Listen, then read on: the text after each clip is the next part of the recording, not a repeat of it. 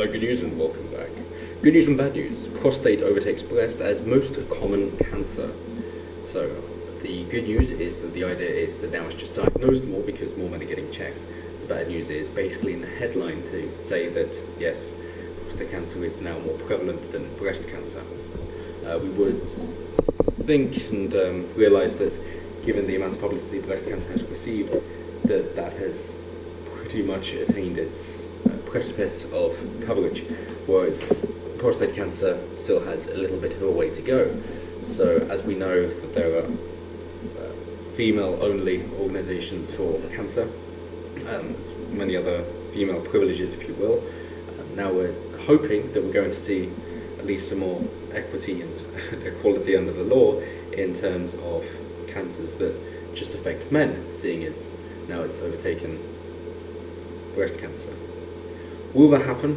Will they stop wearing pink bracelets, or at least start wearing blue bracelets in sports games? No, of course not, because men are expendable and women are valued.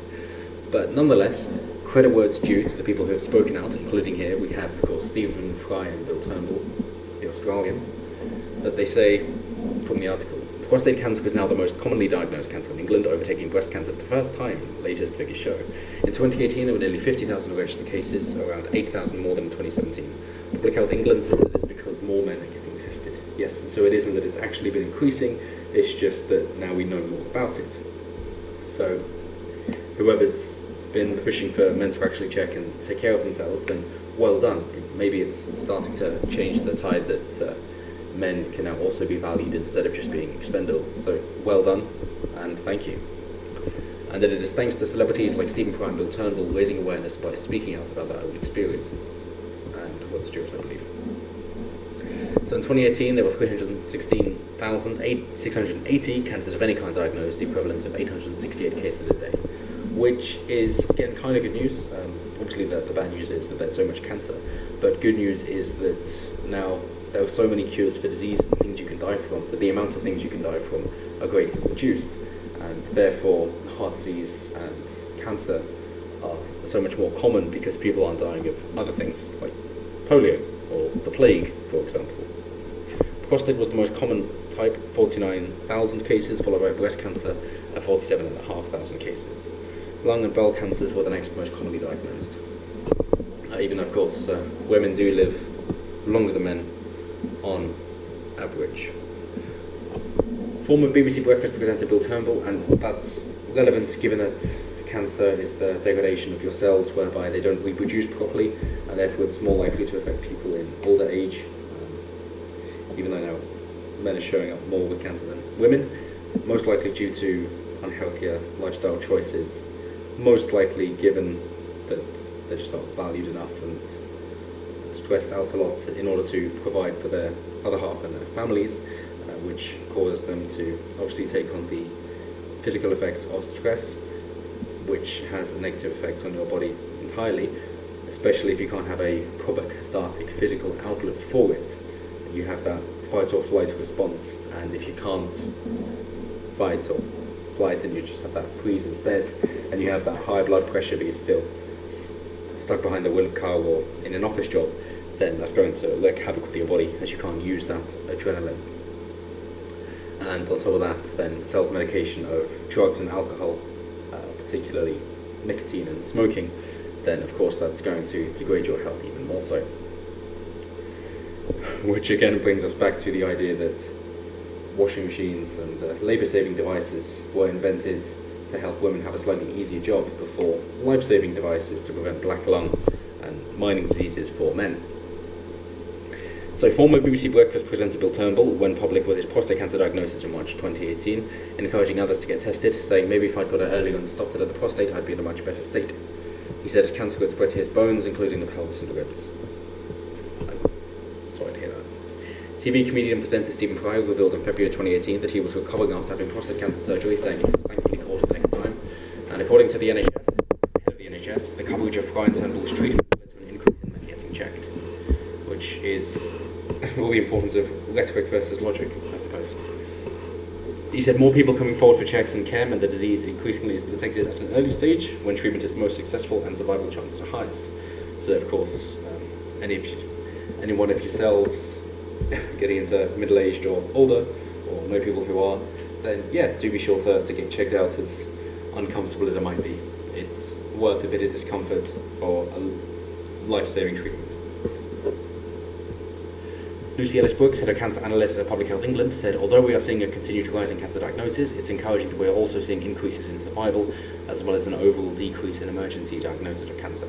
So people are getting checked earlier, so there are more, but that does of course mean that they can be saved, which is good news.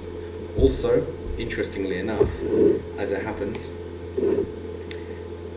the greater the social network the person is in, the more friends they have, and the better they get on with people, the higher chance that they will survive their cancer battle. Also, more reason why women survive it more than men, because women normally have a closer group of friends than men do, and not least because we're not allowed to socialise. Lynn Thomas, Chief Executive of Macmillan Cancer Support, said it was good news the more people are seeing their doctor to check for cancer. Yes, I encourage all you to do so as well. But she said the increasing numbers came at a time when the NHS and social care services were under pressure with long waiting times for cancer diagnosis and treatment. I don't think that's really relevant to say. If you want to say it's because of an ageing population, not because of immigration, then surely that's understandable and that's good. We should encourage more people to do so and say, well, yes, that's what you have to deal with the ageing population. If you wish to have a solution to the NHS for an ageing population, then we can go about that. Otherwise, if you're basically saying, yes, it's good men are coming forward, but hey, we can't actually say men are doing a good thing, so how about pick a different time, okay? When will it be a good time for men to live? Not right now, okay? There are more pressing issues like women to support. It goes into prostate cancer, and there is no single test for prostate cancer. Different things are a weak bladder and weak flow, and the tests are for blood tests, biopsies, physical examinations. Many different things are used in order to try and ascertain whether or not you do have prostate cancer, but there are more discrete checks to be done first. So, I hope to, although say, yes, of course they're not going to appreciate that men are trying to take care of themselves and wish to be a more valued sect of society, at least men are getting checked and surviving. It is getting caught earlier, and they're able to deal with it, and therefore live longer. And I don't care about the message of the NHS being overstressed. I don't think that is a good time to mention it. If men have been paying in and supporting this country for decades, as of course they are the main taxpayers, they are the main earners, even though women are the main spenders, then when you say, yeah, but the NHS, which you've supported for decades, is a bit overstretched, so how about you fuck off for a bit so we can support the women's and the immigrants? I would say, fuck off. But simply. If you want to say, well, the NHS isn't working, we should all go private, in that case, yes, I'm sure men will get better healthcare because of their insurance. But of course, we all know that they wouldn't, because they would rather support their women, because everybody thinks that men are expendable and women are valued. But nonetheless, good news, men are getting checked earlier, men are getting checked more frequently, it is getting caught earlier, and men are surviving. Let's all hope that there is now a push for more prostate cancer research and cures, just like there is for breast cancer, for women. And hey, maybe one day we will actually have equality of the sexes.